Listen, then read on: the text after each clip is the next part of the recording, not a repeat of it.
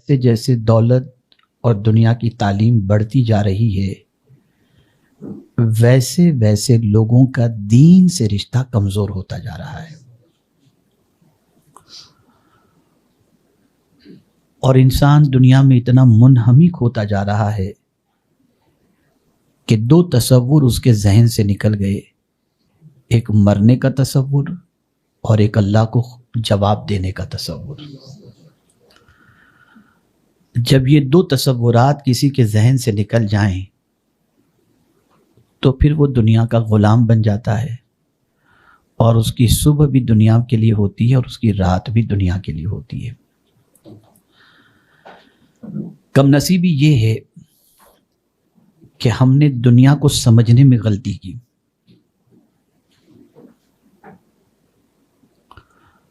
ہم نے اس دنیا کو اس اعتبار سے سمجھا کہ یہاں کا عیش سب سے بہتر ہے، اور ساتھ ہی ساتھ ہم نے یہ سمجھا کہ یہاں ہم بڑے لمبے ٹائم کے لیے جینے کو آئے ہیں، اور پھر اسی کے ساتھ ساتھ اگر ہم نے اپنی اولاد کے لیے عیش کا سامان نہیں تیار کیا اور بغیر تیار کیے مر گئے تو ہماری اولاد دنیا کے اندر باوقار زندگی نہیں گزار سکتی۔ تو کبھی ہم صبح کرتے ہیں اپنے لیے، اور کبھی ہم صبح کرتے ہیں اپنی اولاد کے لیے، اور کبھی ہم صبح کرتے ہیں اپنے ماں باپ کے لیے، اور کبھی ہم صبح کرتے ہیں اپنی بیوی کے لیے۔ یہ ہماری زندگی کا معاملہ ہے، اور اسی میں ہم منہمک ہیں۔ وجہ کیا ہے؟ سب سے بڑا سبب یہ ہے کہ قرآن کی روشنی میں دنیا کی حقیقت کو ہم نے نہیں سمجھا۔ آخر ہم بھی انسان ہیں، اللہ والے بھی انسان، پیغمبران اعظام بھی انسان، صالحین کی جماعت بھی انسانوں کی، لیکن کیا وجہ تھی کہ ان کی زندگی نیکیوں سے بھرپور تھی اور ہماری زندگی میں نیکی کے لیے اب وقت بھی نہیں؟ اگر میں یہ سوال پوچھوں آپ سب حضرات سے، اللہ میری بدگمانی معاف فرمائے کہ آپ میں سے کتنے ہیں جو روزانہ ایک پارے کی تلاوت کرتے ہوں؟ آپ میں سے کتنے ہیں جو 2-4 رکعت نفل ایکسٹرا پڑھتے ہوں؟ تو آپ خود ریئلائز کریں گے کہ ہم جمعہ کی 2 فرض پڑھ لیتے ہیں، گویا معاذ اللہ ہم نے بہت بڑا اللہ پر احسان کر دیا۔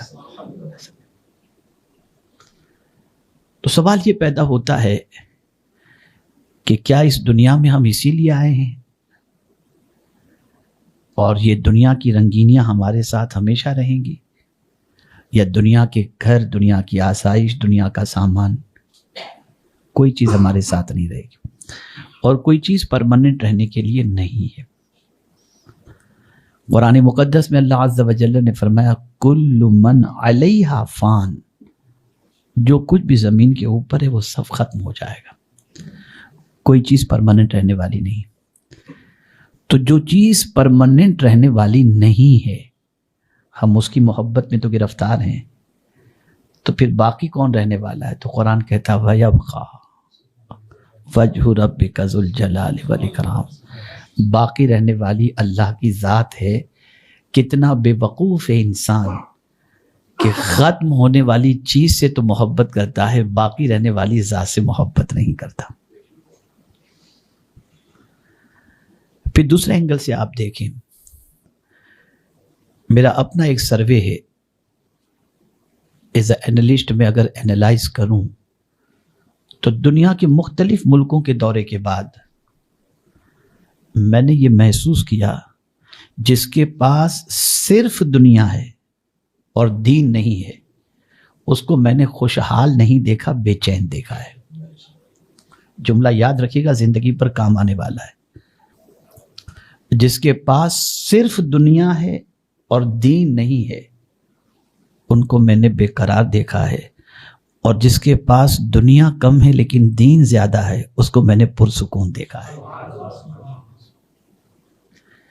میرا کہنے کا یہ مطلب نہیں کہ آپ اچھے گھر نہ بناؤ، اچھی گاڑیاں استعمال نہ کرو، نہ مالدار نہ بنو، نہ میں تم آج مسلمانوں کو دعوت دیتا ہوں کہ خوب مال کماؤ، لیکن مال کی محبت کو دل میں جگہ مت دو، دل میں اگر کسی کی محبت ہو تو صرف اللہ اور اس کے رسول کی محبت. جب یہ محبت دل میں رہ کر کے آپ دنیا کماؤ گے تو آپ حلال حرام کی تمیز کرو گے، جائز ناجائز کا خیال کرو گے، اور پھر آپ کا یہ دولت کمانا بھی آپ کے لیے اللہ کے رسول صلی اللہ علیہ وسلم کی سنت پر عمل کرنا ہوگا. بلکہ حضور صلی اللہ علیہ وسلم نے ارشاد فرمایا التاجر الصدوق الامین مع النبیین والصدیقین والشہداء. سرکار صلی اللہ علیہ وسلم فرماتے ہیں سچ بولنے والا بزنس مین اور امانت دار بزنس مین قیامت کے دن نبیوں کے ساتھ اٹھے گا. تو اگر یہ چیز بری ہوتی تو کبھی آقا کریم صلی اللہ علیہ وسلم کا یہ ارشاد نہ ہوتا.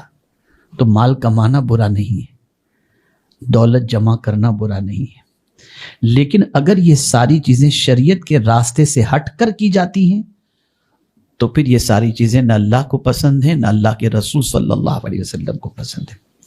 تو اسلام یہ نہیں کہتا کہ آپ دنیا کا مال جمع نہ کرو، نہ کماؤ، بلکہ حضور صلی اللہ علیہ وسلم مکہ مکرمہ سے جو صحابہ ہجرت کر کے مدینے پہنچے، کون سے صحابہ؟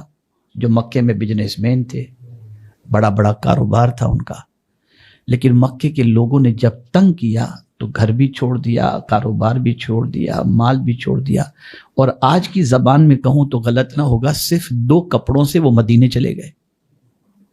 اب جب وہ مدینے شریف پہنچے تو سرکار صلی اللہ علیہ وسلم نے سب سے پہلے ان کو اکنامیکل اور فائنینشیل اسٹرانگ کرنے کے لیے ان کو انصار صحابہ کے ساتھ ان کو بھائی بھائی بنا دیا، اور ایک دوسرے کے بزنس کے اندر وہ صحابہ اپنے آنے والے ان مہاجر صحابہ کو پارٹنر بنا لیا، اور اس طریقے سے انہوں نے اپنی زندگی شروع کی. یاد رکھیں حضور صلی اللہ علیہ وسلم ہمیشہ یہی چاہتے کہ میری امت دینے والی ہو، لینے والی نہ ہو.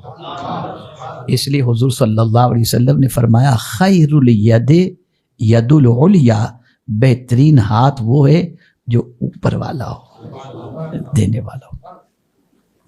اب آئیے میں تھوڑا سا دنیا کو سمجھاؤں یہ ہے کیا.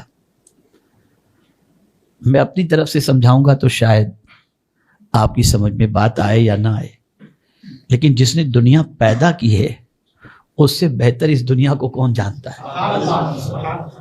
جس نے پیدا کی وہی جانتا ہے نا کہ یہ ہے کیا چیز. اگر ایک حدیث سنا دوں تو آپ کے دل و دماغ سے دنیا کی نفرت آپ کے دل و دماغ میں بیٹھ جائے گی. حدیث مبارکہ میں ہے، آقا کریم صلی اللہ علیہ وسلم ارشاد فرماتے ہیں اللہ نے جب سے دنیا پیدا کی ہے ایک بار بھی رحمت کی نظر اس پر نہیں فرمائی. یہ ہے دنیا، یہ دنیا ہے. اب میں آپ کو تھوڑا سا سمجھاتا ہوں. شاید کہ آپ سوچیں کہ مولانا کل سے مسجد میں ڈال دیں گے، کیا کریں گے، سب کچھ چھوڑ دیں. تو ایسی بات نہیں، میں بہت اچھی طریقے سے آپ کو سمجھاؤں گا تاکہ آپ جو کر رہے ہیں وہ کرتے رہیں، لیکن ون سائڈ نہ ہو، ون وے ٹریفک نہ ہو، 2 وے والی پوزیشن ہو جائے، تاکہ یہ بھی بہتر ہو اور وہ بھی بہتر ہو جائے، دونوں چیزیں. تو میرے پیارے آقا صلی اللہ علیہ وسلم کے پیارے دیوانوں، میں نے سورہ انعام کی آیت نمبر 6 کی تلاوت کی ہے. اب اس آیت کی سٹارٹنگ آپ دیکھیں تو پتہ چلے گا کہ اللہ عز و جل کس انداز کے اندر ان بندوں کے حوالے سے اپنے محبوب صلی اللہ علیہ وسلم کو فرما رہا ہے جو دنیا کے اندر منہمک ہیں. اللہ فرماتا ہے وَذَرِ الَّذِينَ اتَّخَذُوا دِينَهُمْ لَعِبًا وَلَهْوًا. میرے محبوب، اور چھوڑ دے ان کو، یعنی چھوڑنے کے لیے. ہم بھی کسی کے بارے میں کہتے ہیں یار چھوڑو اس کو، چھوڑ. اب یہ کوئی اور چھوڑنے کے لیے نہیں کہہ رہا، اللہ کہہ رہا ہے چھوڑ دو ان کو. کن کو چھوڑ دو؟ اور کس سے کہہ رہا ہے؟ اپنے محبوب صلی اللہ علیہ وسلم. چھوڑ دو ان کو. کن کو چھوڑ دو؟ جنہوں نے اپنا دین ہنسی اور کھیل بنا لیا ہے. جنہوں نے دین کو ایک ہنسی کھیل تماشا بنا لیا ہے. اور بڑی معذرت کے ساتھ اگر ہم آج دیکھیں تو ہوتا ہے نکاح دین ہے، کیا اس سے لگ کر کے جو کھیل تماشے ہوتے ہیں وہ دین ہے، لیکن وہ سارے کام کس نام سے ہوتے ہیں؟ نکاح کے نام سے ہو رہے ہیں. بھئی ان کے گھر پہ نکاح ہے، لیکن نکاح سے پہلے جتنے بھی پروسیجر ہوتے ہیں، 1 ہفتے کا 10 دن کا جو پروسیجر چلتا ہے، پری ویڈنگ چل رہا ہے اور پھر ڈانس چل رہا ہے، پتہ نہیں جو بھی چل رہا ہو، ممبئی والے ہیں اور آپ کو کچھ سمجھانے کی ضرورت نہیں ہے، آپ اچھی طریقے سے جانتے ہیں. اللہ فرماتے چھوڑ دو ان کو. اور اسی طریقے سے وہ کفار و مشرکین جن کے بہت سارے کام اس طریقے کے ہوتے ہیں جو سوائے کھیل تماشے کی اور کوئی چیز نہیں، اللہ عز و جل نے اپنے محبوب صلی اللہ علیہ وسلم سے فرما دیا، اور چھوڑ دے ان کو جنہوں نے اپنا دین ہنسی اور کھیل کو بنا لیا. اب میں ہنسی پر آپ کو بتاؤں تو ایک مجھے بات اس وقت یاد آ رہی ہے کہ ابھی ایک جگہ ایک شادی کی دعوت آئی، تو شادی سے پہلے انہوں نے میمیکری کا پروگرام رکھا تھا اور میمیکری آرٹسٹ کو بلایا تھا. تو مجھے یہاں یاد آ رہا ہے کہ نکاح کے لیے ہنسی، کہ جنہوں نے دین کو ہنسی مذاق بنا لیا، کھیل کود بنا لیا. تو آج آپ دیکھیں عام موقع پر نہیں، دین پر عمل کرنے سے پہلے ہنسی مذاق کی محفل، اللہ اکبر ہے، یہ ہماری قوم میں ہو رہا ہے. اب دوسری بات جو آگے اللہ فرما رہا ہے وہ ہم سب کے لیے اپلیکیبل ہے اور ہم سب کو اس پر توجہ دینی چاہیے. وَذَرِ الَّذِينَ اتَّخَذُوا دِينَهُمْ لَعِبًا وَلَهْوًا، اور ان لوگوں کو چھوڑ دو جنہوں نے دین کو ہنسی مذاق بنا لیا، ہنسی کھیل بنا لیا. اور آگے فرمائے وَغَرَّتْهُمُ الْحَيَاةُ الدُّنْيَا، اور انہیں دنیا کی زندگی نے فریب دیا، دھوکہ دے دیا. اس دنیا کی زندگی نے انہیں دھوکہ دیا. کیا دھوکہ دیا؟ کیا ہے، کل یہ کر لیں گے، آج یہ انجوائے کر لیں گے. وہ سمجھ رہا ہے میں ابھی تو جیوں گا کل تک. اس دنیا کی زندگی کو اس نے یہ سمجھ لیا ہے کہ مجھے کون مارنے والا ہے، اور میں تھوڑی موت مجھے ابھی آئے گی، ابھی تو میں اٹھا کٹھا ہوں، تندرست ہوں، صحت مند ہوں. تو یہ فریب ہے، یہ دھوکہ ہے. کوئی بندہ نہیں جانتا کہ کب اس کی موت آ جائے. ہم نے بہت ساروں کو پلک کے جھپکتے اس دنیا سے جاتے ہوئے اپنی آنکھوں سے دیکھا ہے. کیا کوئی یہ سوچ سکتا تھا مکہ مکرمہ سے جانے والے وہ زائرین جو ابھی 45 لوگ جہاں بحق ہوئے، جس میں ایک پورا خاندان چلا گیا، کیا انہیں خبر تھی؟ انہوں نے تو شاپنگ بھی کی ہوگی گھر میں بچوں کے لیے، ان کے بچوں نے پلان بھی بنایا ہوگا کہ یہ آئیں گے تو ہم اس طرح سے ویلکم کریں گے، لیکن نہیں. تو یہ دنیا کی زندگی ہے جو ہم کو فریب میں ڈالے ہوئے. اور فریب سے ایک چیز یہ بھی آپ سمجھیں کہ ہم آخرت کی تیاری اس لیے نہیں کرتے، ابھی تو 20 کے ہیں، 25 کے ہیں، 30 کے ہیں، ارے بوڑھے ہو کے پھر دیکھیں گے. یہ فریب ہے، یہ فریب ہے، یہ دھوکہ ہے.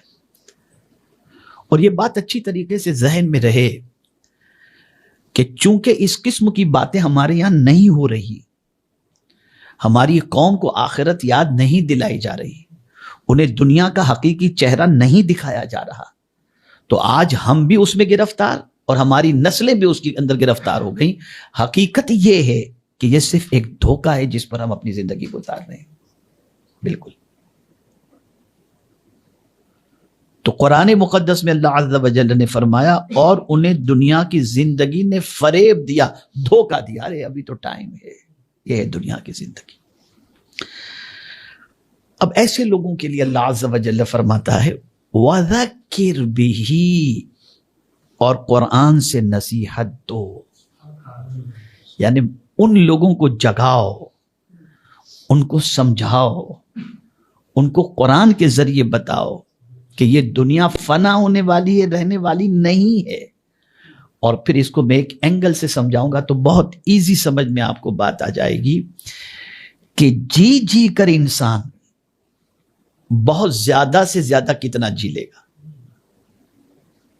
آقا کریم صلی اللہ علیہ وسلم نے اپنی امت کی اوسطاً ایج جو بتائی وہ یہ ہے کہ میری امت کی ایج میکزیمم لوگوں کی 65 کے قریب قریب، زیادہ تر لوگ 65 میں تو رخصت کر جائیں گے، اس کے قریب کی ایج ہوگی. اب میں حیران ہوں کہ جب پہلے کے لوگ 900 سال جیتے تھے، 300 سال جیتے تھے، تو یہ قوم اتنی جلدی مرے گی کیوں 65 سال میں، 70 سال میں، کبھی 35 سال میں، پتہ ہی نہیں چلتا. تو اس کی سب سے بڑی وجہ یہ ہے کہ اس زمانے کے اندر نہ اتنا پالیوشن تھا اس زمانے میں، نہ اتنی بیماریاں تھیں. آج کے دور کے اندر قدرتی چیزوں سے کھلواڑ اتنا ہو رہا ہے کہ نیچرل جتنے ریسورسز ہیں ان سب کا مس یوز اور ان کے ذریعے تباہی مچائی جا رہی ہے. اب آپ درختوں کو لے لیجئے، کاٹا جا رہا ہے، پہاڑوں کو دیکھیے توڑا جا رہا ہے. فریش ایئر کے حوالے سے مجھے کچھ کہنے کی ضرورت نہیں، دہلی لوگ چھوڑ رہے ہیں. یہ ساری چیزیں آپ دیکھ رہے ہیں. اور اگر میں یہ کہوں تو غلط نہ ہوگا کہ اب تو کوئی چیز اوریجنل ڈھونڈنے جاؤ، سبزی سے لے کر کے کوئی چیز تو مشکل ہے ملنا، نہیں مل پاتی. ہر چیز میں ملاوٹ. مجھے یہاں پر ایک بات یاد آتی ہے، بڑی پیاری ہے، کئی سالوں پہلے کی ہے. ہمارے کزن جو ہے ایک کنٹری کا ویزا لینے کے لیے گئے تو ریجیکٹ کر دیا ایمبیسی سے. ان کو کسی نے کہا کہ فلاں جو ہے ہوٹل کے اندر جو ریسیپشن پر بیٹھتا ہے نا، اس کے سورسز بہت اچھے ہیں، وہ آپ کو ویزا لگوا دے گا. وہ گئے ادھر، اس کو دیا، اس نے کہا ٹھیک ہے، پیسے طے ہوئے اور تیسرے دن ویزا لگا کر اس نے دے دیا. ان کو تھوڑا سا شک ہوا، پتہ نہیں اوریجنل ہے کہ نہیں ہے.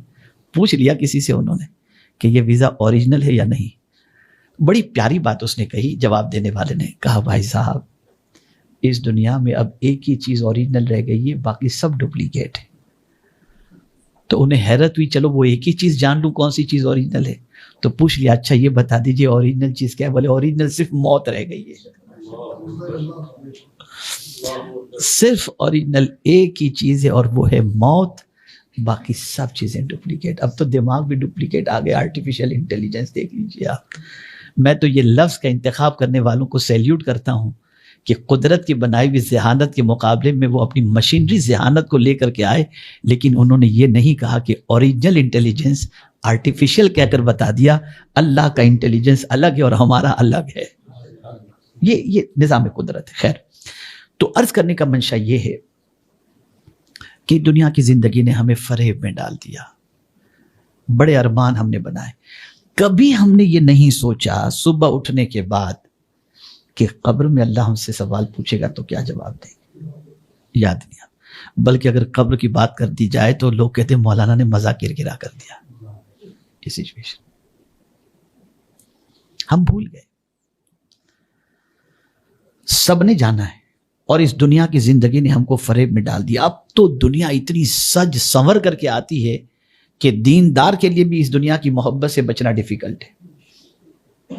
بلکہ اب تو بڑی معذرت کے ساتھ کس طرح سے پیسہ کمایا گیا اور اس کے پاس BMW آئی، آدمی وہ نہیں دیکھتا ہے نا اس کے پاس اسلام صاحب کیسے ہیں.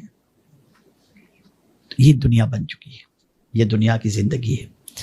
تو اس بات کو اچھی طریقے سے یاد رکھیں. قرآن نے کہا کہ انہیں دنیا کی زندگی نے فریب دیا، تو اس دنیا کی زندگی نے یقیناً ہمیں فریب دیا. ہم نے دیکھا یہ ہے وہ ہے، یہ سب کوئی چیز پرماننٹ رہنے والی نہیں. تو سرکار سے رب نے فرمایا صلی اللہ علیہ وسلم اور قرآن سے نصیحت دو. اب یہ قرآن سے نصیحت کی کیا وجہ ہے؟